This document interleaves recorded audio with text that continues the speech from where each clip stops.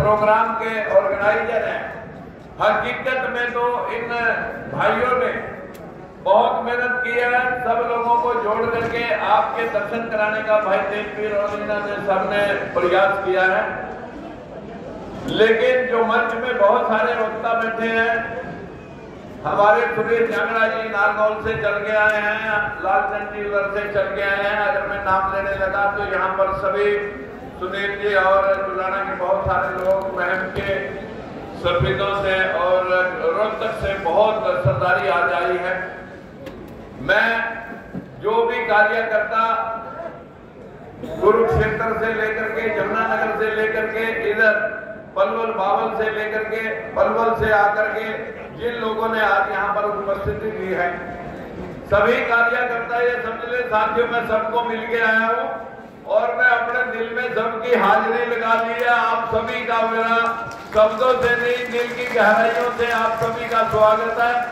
मंचासीन नेताओं का स्वागत मैं हमेशा बाद में करता हूँ। सबसे पहले जो इस महफिल की रौनक, इस महफिल की शोभा आपने बढ़ाई है, हम सारे मंचासीन नेता जो आपको इनवाइट करने के लिए गए थे, इनकी तरफ से भी मैं आप सभी का बहुत बहुत आभार प्रकट करता हूं।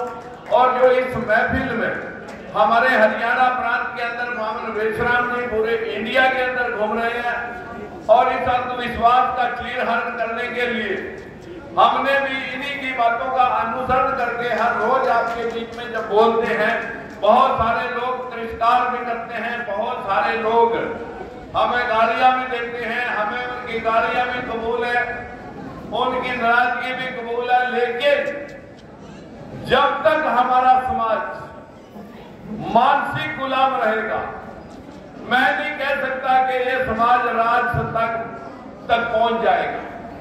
जो लोग आज भी इस देश के अंदर सूरज को हनुमान निकल गया, धरती में से हल चलाते हुए बच्चे निकल गए, सीता निकली आई, कुंती के कान में बच्चा पैदा सूर्य कर गया, महल से बच्चे बढ़ गए। इस देश के अंदर मछली के पेट से बच्चे इंसान पैदा हो गए, यहाँ पर पूसा से भी बच्चे पैदा हो गए, यहाँ आदमी की गर्दन के ऊपर हाथी की गर्दन भी सजा करके भगवान बना दिया। यहाँ पर 33 करोड़ देवी देवता पत्थर घड़ करके सब मंदिरों में जो बौद्ध शिवालय थे, उन बौद्ध शिवालयों में सजाए गए। शूद्रों को वहां चढ़ने में बैन रखा गया। अब जिस दिन से आजादी आई है, सारी पूजा पाठ का ठेका हम शूद्रों ने उठा रखा है। वो लोग संविधान पढ़ करके MP MLA और मिनिस्टर बनते हैं, SP DC बनते हैं, जज बनते हैं, वाइस चांसलर बनते हैं, और हम क्या बन रहे हैं? तुम्हारे पर फूल बरसाए जाते हैं कि घोड़े बने रहो, कावड़ा ढोते रहो और आप सारा दिन इनके ढोल नगाड़े बजाते रहो। मैं आज आप सब भाइयों के बाद बीच में जो बोलता हूं, मैं कॉपी के माध्यम से कॉपी में आपको देके जाऊंगा। सबसे पहले हाथ जोड़कर विनती है कि हमारे लोग, बैकवर्ड के लोग जो है ना, पेट के पापी बहुत हैं। इन लोगों को अपने नेताओं की बात सुनने में बहुत कष्ट रह जाता है। जो तो बैठे रहते हैं उनको लोग जो है बहुत शाबाशी इसलिए नहीं दे पाते कि जो लोग उठ करके चले जाते हैं उनको रोकना हमारी मजबूरी होती है, लेकिन वो रुकते नहीं। इनके रोकने के लिए भी मैं पहले भी बोला, अभी भी बोल रहा हूं, आप इत्मीनान से भाई वामन मेश्राम जी, जो मैं रोज बात आपके बीच में अंधविश्वास के बारे में कहता हूं, हर रोज अंधविश्वास जब तक इस देश के अंदर लक्ष्मी पूजा, सरस्वती पूजा चलेगी, तब तक आपका भला हो नहीं सकता। हमारे देश के अंदर 4 करोड़ मंदिर हैं। 4 करोड़ मंदिरों में 15 लाख करोड़ रुपया रोजाना सुबह सुबह चढ़ जाता है। बच्चे को कॉपी या पेन मिलने में एक हफ्ता लग जाता है। लेकिन बदकिस्मती है, 4 बजे दुकानें खुल जाती हैं और ढोल निगाड़े और कीर्तन स्टार्ट हो जाते हैं। 10 बजे तक वो कीर्तन करते हैं। आज यहाँ पर हमारी बहनों की भी कुछ संख्या है। मैं अपनी बहनों से विनती करूंगा कि आपको बाबा साहब ने संविधान में पढ़ने लिखने के साथ साथ वोट का अधिकार दिया, पति की पिता की जायदाद में अधिकार दिया, आपको दासी प्रथा से वो मुक्ति दिलाई, सती प्रथा से मुक्ति दिलवाई। आप संविधान पढ़ करके एसपी बन सकती है, डीसी बन सकती है, इस देश की राष्ट्रपति, प्राइम मिनिस्टर और चीफ मिनिस्टर बन सकती हैं। आप इस देश में जज बन सकती हैं, लेकिन किसी मंदिर की महंत नहीं बन सकती। बदकिस्मती है कि हमारी समाज की जो 50% आबादी है वो महिलाओं की है, जो आज में मंदिर की आस्था में मानसिक गुलामी की शिकार पड़ी है। आप लोगों को पूजा पाठ के नाम पे लूटा गया, स्वर्ग नर्क के नाम पे लूटा गया। एक दिन मथुरा और वृंदावन के कुछ लोग, मैंने जब कहा रामायण महाभारत इस देश में हुई ही नहीं, हमारे देश की ललाई सिंह यादव की किताब को आप पढ़ लो, 19 सितंबर 1976 का फैसला पढ़ लो, और मेरे हाथ में ये पेपर है, ये मैं साथ में लेके आता हूं।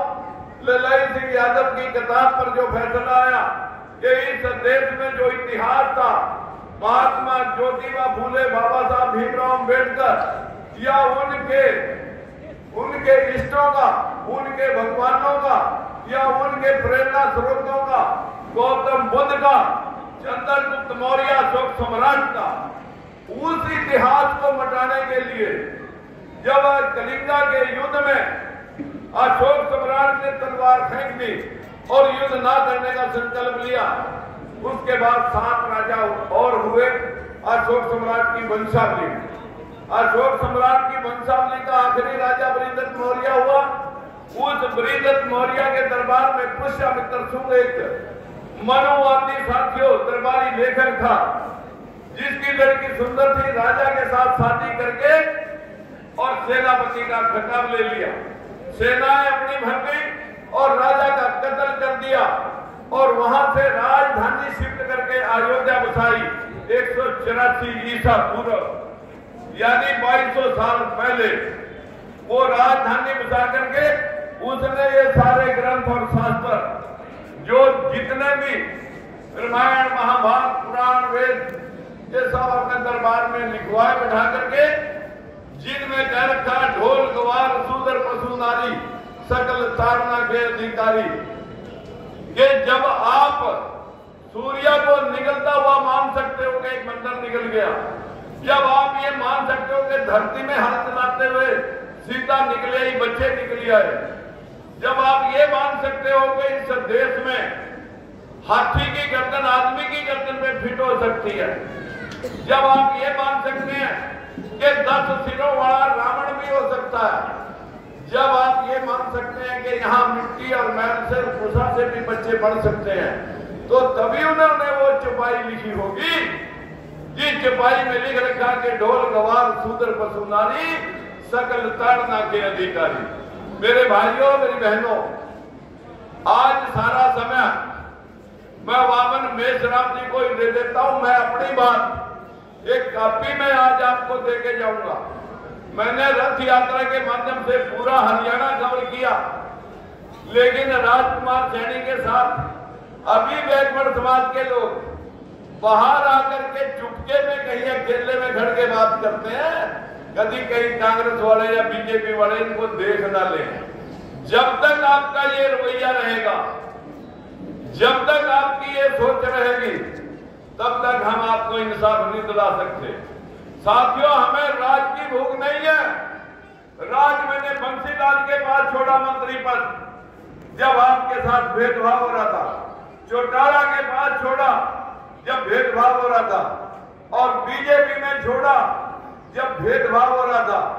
भेदभाव के खिलाफ हमने एक ऐलान कर रखा कि जनगणना कराओ, जिसकी जैसी संख्या भारी वैसी उसकी हिस्सेदारी, 100% आरक्षण करो। जब तक हम बैकवर्ड लोग ऊपरले लोगों के तलवे चाटते रहेंगे, तब तक आप राज की बात सोचना मत। अगर हम छोटे भाई और बड़े भाई सारे इकट्ठे हो जाएंगे, एससी और बीसी इकट्ठा हो जाएगा, साथियों मैं छाती ठोक करके कह सकता हूं कि मर सकता हूं, कट सकता हूं, लेकिन आपके हितों के साथ खिलवाड़ नहीं देख सकता। जब तक लड़ाई लड़ूंगा, जब तक घर के अंदर आखिरी सांस है।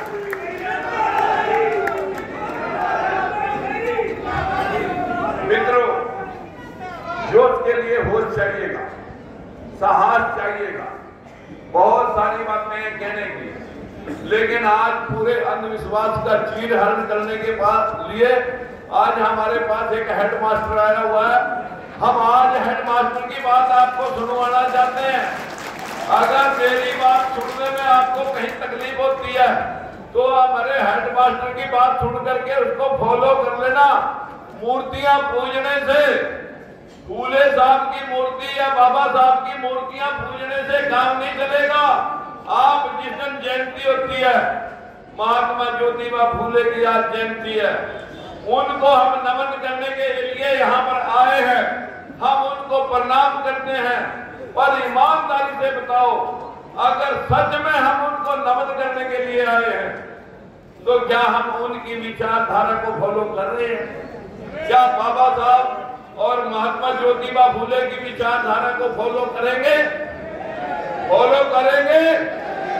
अगर आप फॉलो करेंगे, मैं 2024 में हम दोनों भाई आपको राज में बिठा सकते हैं, ये हमारी गारंटी है। अगर आप भी काम करें, आप भी काम करें, पर्चा हम बांटें, पर्चा हम छपवाएं, खाना हम बनवाएं, सारी रात होगी हमें खाना बनवाते हुए, हलवाइयों के साथ बैठा पैकिंग करी सारी रात, अपने हाथ से आपको खिलवा के जाऊंगा।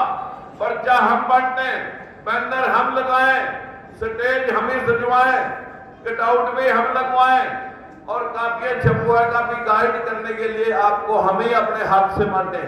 तो क्या एक आदमी कार्यकर्ता का भी काम करेगा, नेता का भी काम करेगा, फाइनेंशियल का भी काम करेगा, स्टेज सेक्रेटरी बनकर अनाउंसमेंट करने का भी काम करेगा और इंतजाम का भी काम करेगा? क्या ऐसे संभव है? आपके साथ बेईमानी हुई है संविधान में। संविधान अभी लागू ही नहीं हुआ, संविधान लागू करेगा। हमारे लोग बोलते हैं संविधान खतरे में है। संविधान तो इतना मजबूत उन्होंने अलमारी में बंद कर रखा है, उसे संविधान को खतरा दिया है कि वो किताब तो लागू ही नहीं हुई। अगर वो लागू हो जाती वो तो ताला बंद करके रख रखी है। संविधान की किताब बन के रह गई। अगर संविधान के आधार और प्रिंसिपल लागू हो जाते तो आज देश के अंदर गरीबी मुंह भाए खड़ी ना होती, बेरोजगारी खड़ी ना होती। इस देश के अंदर महंगाई मुद्दा नहीं है, इस देश के अंदर बेरोजगारी भी मुद्दा नहीं है, इस देश के अंदर